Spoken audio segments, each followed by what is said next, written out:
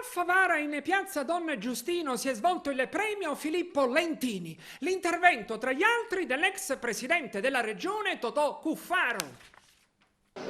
Intanto abbiamo istituito questo premio a Filippo Lentini, che è stato sindaco di questa città, sindaco socialista, oltre che deputato. Un premio che viene dato all'insegna della solidarietà e della passione nel suo apostolato ad acquisto e soprattutto vorrei significare l'impegno dei giovani e delle donne della Democrazia Cristiana nel seguire la missione di volontariato e di lavoro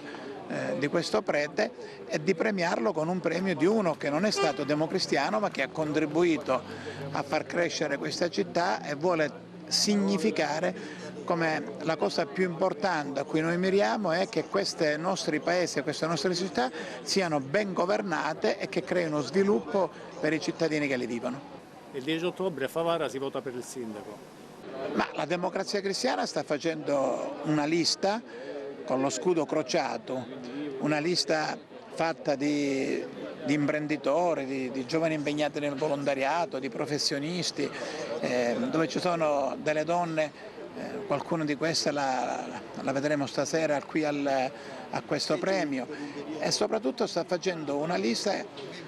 che presenterà il proprio programma, perché noi riteniamo che prima ancora di chiedere il voto per le persone bisogna chiedere il voto per un programma, per un'idea di città, per un progetto. Noi siamo convinti che le città devono essere considerate come se fossero la nostra casa. Un nostro slogan potrebbe essere la città, la mia casa. Questo vorrà dire che come vogliamo pulita, come vogliamo bella, come vogliamo ordinata la nostra casa, così dobbiamo volere pulite le nostre città, belle le nostre città, ordinate le nostre città.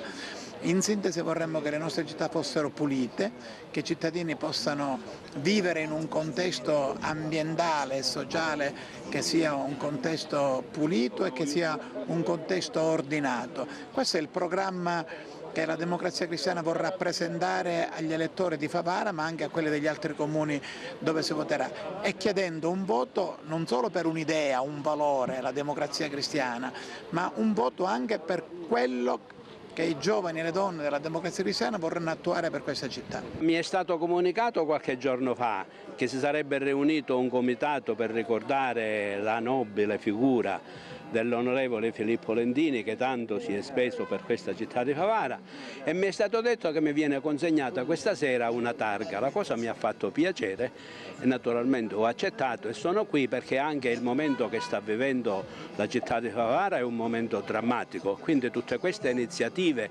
che vedono lo scambio di idee e parlare e discutere di un problema attualissimo, perché Favara forse mai ha avuto una crisi così grave dal punto di vista igienico-sanitario come quella che stiamo vivendo in questi giorni. Io sono stato un soggetto politico assieme a Filippo Lentini nel Partito Socialista, nel vecchio Partito Socialista. Ho avuto modo di conoscere una persona fenomenale dal punto di vista umano e dal punto di vista politico. È stato uno dei politici che a Favara ha cambiato l'aspetto della città di Favara, una città con caratteristiche di